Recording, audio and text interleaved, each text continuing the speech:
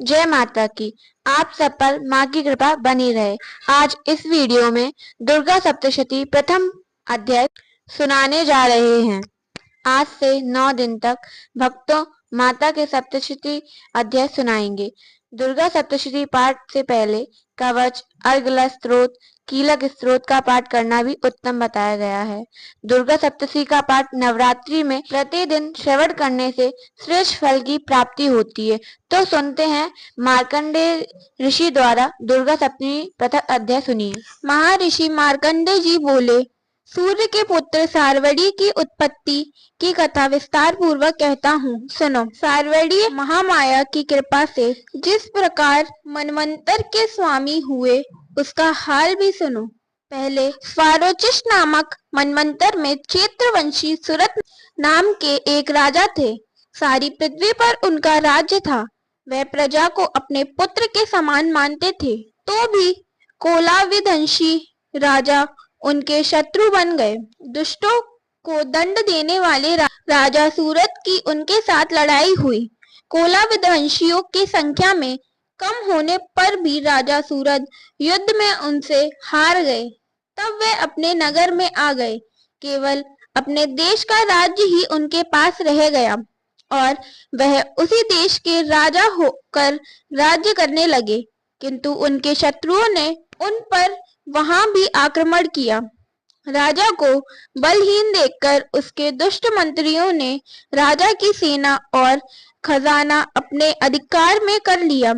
राजा सूरत अपने राज्याधिकार को हार कर शिकार खेलने के बहाने घोड़े पर सवार होकर वहां से एक भयंकर वन की ओर चले गए। उस वन में उन्होंने महर्षि मेघा का आश्रम देखा। वहां मेघा महर्षि अपने शिष्यों तथा मुनियों से सुशोभित बैठे हुए थे और वहां कितने ही हिंसक जीव परम शांति भाव से रहते थे। राजा सूरत ने महर्षि मेघा को प्रणाम किया और महर्षि ने भी उनका उचित सत्कार किया। राजा सूरत महर्षि के आश्रम में कुछ समय तक ठहरे।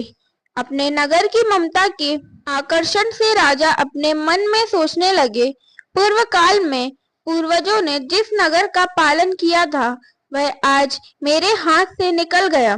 मेरे दुष्ट एवं दुरात्मा मंत्री मेरे नगर की अब धर्म से रक्षा कर रहे होंगे या नहीं। मेरा प्रधान हाथी, जो कि सदा मद की वर्षा करने वाला और शूरवीर था, मेरे बहरियों के वश में होकर ना जाने क्या दुख भोग रहा होगा। मेरे अज्ञानकारी नौकर, जो मेरी कृपा से धन और भोजन पाने से सदैव सुखी रहते थे और मेरे पीछे पीछे चलते थे, अब निश्चय ही दुष्ट राजाओं का अनुसरण करते होंगे तथा मेरे दुष्ट एवं दुरात्मा मंत्रियों द्वारा व्यर्थ ही धन को व्यय करने से संचित किया हुआ मेरा खजाना एक दिन अवश्य खाली हो जाएगा।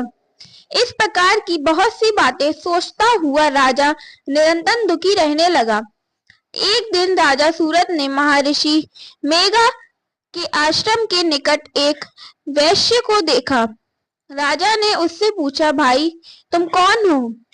यहाँ तुम्हारे आने का क्या कारण है और तुम मुझे शोकग्रस्त अनमने से दिखाई देते हो, इसका क्या कारण है?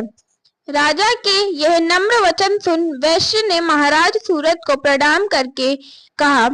वैश्य बोला, राजन, मेरा नाम समाधि है। मैं धनियों के कुल में उत्पन्न एक वैश्य हूँ। मेरे दुष्ट स्त्री पुत्रादि ने लोभ से मेरा सब धन छीन लिया है और मुझे घर से निकाल दिया है। मैं इस तरह से दुखी होकर इस वन में चला आया हूँ और यहाँ रहता हुआ मैं इस बात को भी नहीं जानता कि अब घर में इस समय सब कुशल हैं या नहीं। यहाँ मैं अपने परिवार का आचरण संबंधी कोई समाचार भी नहीं पा सकता कि वह घर में इस समय कुशल पूर्वक है या नहीं। मैं अपने पुत्रों के संबंध में यह भी नहीं जानता कि वह सदाचारी हैं या दुराचार में फंसे हुए हैं। राजा बोले, जिस धन के लोभी स्त्री पुत्रों ने तुम्हें घर से निकाल दिया है, फिर भी तुम्हारा चित्त उनसे क्यों प्रेम करता है? वैश्य ने कहा, मेरे विषय में आपका ऐसा कहना ठीक है, किंतु मेरा मन इतना कठोर नहीं है। यद्यपि उन्होंने धन के लोभ में पड़कर पितृ स्नेह को त्याग कर मुझे घर से निकाल दिया है, तो भी मेरे मन में उनके लिए कठोरता नहीं आती। हे महामते, मेरा मन क्यों फंस रहा है? इस बात को जानता हुआ भी मैं नहीं जान रहा। मेरा चित्त उनके लिए दुखी है। मैं उनके लिए लंबी सांसें ले रहा हूँ। उन लोगों में प्रेम नाम को नहीं है, फिर भी ऐसे निस्नेहियों के लिए मेरा हृदय कठोर नहीं होता।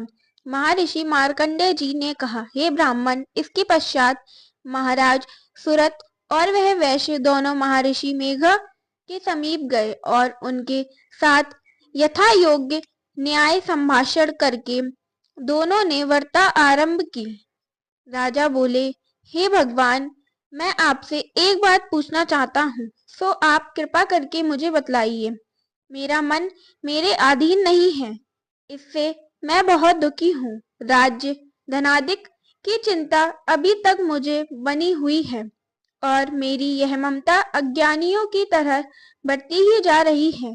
और यह समाधि नामक वैश्य भी अपने घर में अपमानित होकर आया है। इसके स्वजनों ने भी इसे त्याग दिया है। स्वजनों से त्यागा हुआ भी यह उनसे हार्दिक प्रेम रखता है। इस तरह हम दोनों ही दुखी हैं। हे महाभाग, उन लोगों के अवगुणों को देखकर भी हम दोनों के मन में उनके लिए ममता जनित आकर्षण उत्पन्न हो रहा है। हमारे ज्ञान रहते हुए भी ऐसा क्यों है? अज्ञानी मनुष्यों की तरह हम दोनों में यह मूर्खता क्यों है? महर्षि मेघा ने कहा, विषम पृथक पृथक होते हैं। कुछ प्राणी दिन में नहीं देखते और कुछ रात को, परंतु कोई जीव ऐसे हैं जो दिन तथा रात दोनों में देख सकते हैं। यह सत्य है कि मनुष्यों में ज्ञान प्रधान है, किंतु केवल मनुष्य ही ज्ञानी नहीं होता। पशु पक्षी आदि भी ज्ञान रखते हैं। जैसे यह पशु पक्षी ज्ञानी है, मनुष्यों का ज्ञान है, और जो ज्ञान मनुष्यों में है वैसे ही पशु पक्षियों में है, तथा अन्य बातें भी दोनों में एक जैसी पाई जाती हैं। ज्ञान होने पर भी इन पक्षियों की ओर देखो कि अपने भूख से पीड़ित बच्चों की चोंच में कितने प्रेम से अन्न के दाने डालते हैं। हे राजन, ऐसा ही प्रेम मनुष्यों में अपनी संतान के प्रति पाया जाता है। लोभ के कारण अपने उपकार का बदला पाने के लिए मनुष्य पुत्रों की इच्छा करते हैं और इस प्रकार मोह के गड्ढे में गिर जाते हैं। भगवान श्री हरि की जो माया है, उसी से यह संसार मोहित हो रहा है। इसमें आश्चर्य की कोई बात नहीं, क्योंकि वह भगवान विष्णु की योग निद्रा है। महामाया भगवती देवी ज्ञानियों के चित्त को बलपूर्वक खींचकर मोह में डाल देती हैं और उसी के द्वारा संपूर्ण जगत की उत्पत्ति होती है। यही भगवती देवी प्रसन्न होकर मनुष्यों को मुक्ति प्रदान करती हैं। यही संसार के बंधन का कारण है तथा संपूर्ण ईश्वरों की भी स्वामिनी है। महाराज सुरत ने पूछा, भगवान, यह देवी कौन सी है जिसको आप महामाया कहते हैं? हे ब्राह्मण, वह कैसे उत्पन्न हुई और उसका कार्य क्या है? उसके चरित्र कौन कौन से हैं? प्रभु, उसका जैसा प्रभाव हो, जैसा स्वरूप हो, वह सब ही कृपा करके मुझसे कहिए, मैं आपसे सुनना चाहता हूँ। महर्षि मेघा बोले, राजन, यह देवी तो नित्य स्वरूपा है। उसके द्वारा यह संसार रचा गया है, तब भी उसकी उत्पत्ति अनेक प्रकार से होती है। वह सब आप मुझसे सुनो। वह देवताओं का कार्य सिद्ध करने के लिए प्रकट होती हैं। वह उस समय वह उत्पन्न हुई कहलाती हैं। संसार को जलमय करके जब भगवान विष्णु योग निद्रा का आश्रय लेकर शेष शैया पर सो रहे थे, तब मधुकैटभ नाम के दो असुर उनके कानों के मैल से प्रकट हुए और वह श्री ब्रह्मा जी को मारने के लिए तैयार हो गए। श्री ब्रह्मा जी ने जब उन दोनों को अपनी ओर आते देखा और यह भी देखा कि भगवान विष्णु योग निद्रा का आश्रय लेकर सो रहे हैं, तो वह उस समय श्री भगवान के जागने के लिए उनके नेत्रों में निवास करने वाली योग निद्रा की स्तुति करने लगे। श्री ब्रह्मा जी ने कहा, हे देवी, तुम ही स्वहा, तुम ही स्वदा और तुम ही वृष्टकार हो। स्वर भी तुम्हारा ही स्वरूप है। तुम ही जीवन देने वाली सुधा हो। नित्य अक्षर प्रणव में आकर, उकार, मकार, इन तीनों में ममताओं के रूप में तुम ही स्थित हो। इनके अतिरिक्त जो बिंद पद अर्घमात्रा है, जिसका की विशेष रूप से उच्चारण नहीं किया जाता, हे देवी, वह भी तुम ही हो। हे देवी, संध्या, सावित्री तथा परम जननी तुम ही हो। तुम इस विश्व को धारण करने वाली हो। तुमने ही इस जगत की रचना की है और तुम ही इस जगत का पालन करने वाली हो और तुम ही कल्प के अंत में सबको भक्षण करने वाली हो। हे देवी, जगत की उत्पत्ति के समय तुम सृष्टि रूपा होती हो, पालन काल में स्थित रूपा हो और कल्प के अंत में संहार रूप धारण कर लेती हो। तुम ही महाविद्या, महामाया, महामेघा, महारात्रि और श्री ईश्वरी और बोध स्वरूपा बुद्धि भी तुम ही हो। लज्जा, पुष्टि, तुष्टि, शांति और क्षमा भी तुम ही हो। तुम खड्ग धारिणी, शूल धारिणी, घोर रूपा तथा गदा, चक्र, शंख और धनुष के धारण करने वाली हो। बाण, भुशुंडी और परिध यह भी तुम्हारे ही अस्त्र हैं। तो तुम सौम्य और सौम्यतर हो। यही नहीं बल्कि जितनी भी सौम्य तथा सुंदर वस्तुएं इस संसार में हैं, उन सबसे बढ़कर सुंदर तुम हो। पर और अपर, सबसे पर रहने वाली सुंदर तुम ही हो। हे सर्वस्वरूपे देवी, जो भी सत असत पदार्थ हैं और उनमें जो शक्ति है, वह तुम ही हो। ऐसी अवस्था में भला तुम्हारी स्तुति कौन कर सकता है। इस संसार की सृष्टि, पालन और संहार करने वाले जो भगवान हैं, उनको भी जब तुमने निद्रा की वशीभूत कर दिया है, तो फिर तुम्हारी स्तुति कौन कर सकता है। मुझे भगवान विष्णु तथा भगवान शंकर को शरीर धारण कराने वाली तुम ही हो। तुम्हारी स्तुति करने की शक्ति किसमें है। हे देवी, तुम तो अपने इन उद्धार प्रभावों के कारण ही प्रशंसनीय हो। मधु और कैटभ जो भयंकर असुर हैं, इन्हें तो मोह में डाल दो और श्री हरि भगवान विष्णु को भी जल्दी जगा दो और उनमें इनको मार डालने की बुद्धि भी उत्पन्न कर दो। महर्षि मेघा बोले, हे राजन, जब श्री ब्रह्मा जी ने देवी से इस प्रकार स्तुति करके भगवान को जगाने तथा मधु और कैटभ को मारने के लिए कहा, तो वह भगवान श्री विष्णु के नेत्र, मुख, नासिका, बाहु, हृदय और वक्ष स्थल से निकल श्री ब्रह्मा जी के सामने खड़ी हो गईं।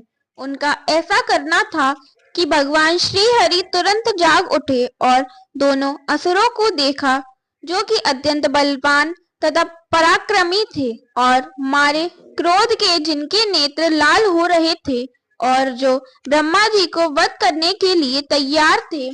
तब क्रुद्ध हो उन दोनों दुरात्मा असुरों के साथ भगवान श्री हरि पूरे 5000 वर्ष तक लड़ते रहे। एक तो वह अत्यंत बलवान तथा पराक्रमी थे, दूसरे महामाया ने भी उन्हें मोह में डाल रखा था। अतः वह श्री भगवान से कहने लगे, हम दोनों तुम्हारी वीरता से अत्यंत प्रसन्न हैं। तुम हमसे कोई वर मांगो। भगवान ने कहा, यदि तुम मुझ पर प्रसन्न हो तो अब तुम मेरे हाथों से मर जाओ। बस इतना सा ही वर मैं तुमसे मांगता हूँ। यहाँ दूसरे वर से क्या प्रयोजन है। महर्षि मेघा बोले, इस तरह से जब वह धोखे में आ गया और अपने चारों ओर जल ही जल देखा, तो भगवान श्री हरि से कहने लगे, जहाँ पर जल ना हो, सूखी जमीन हो, उसी जगह हमारा वध कीजिए। महर्षि मेघा कहते हैं, तथास्तु कहकर भगवान श्री हरि ने उन दोनों को अपनी जांघ पर लिटाकर उन दोनों के शरीर काट डाले। इस तरह से यह देवी श्री ब्रह्मा जी की स्तुति करने पर प्रकट हुई थी। दुर्गा सप्तशती का पहला अध्याय पूर्ण होता है। जय माता दी।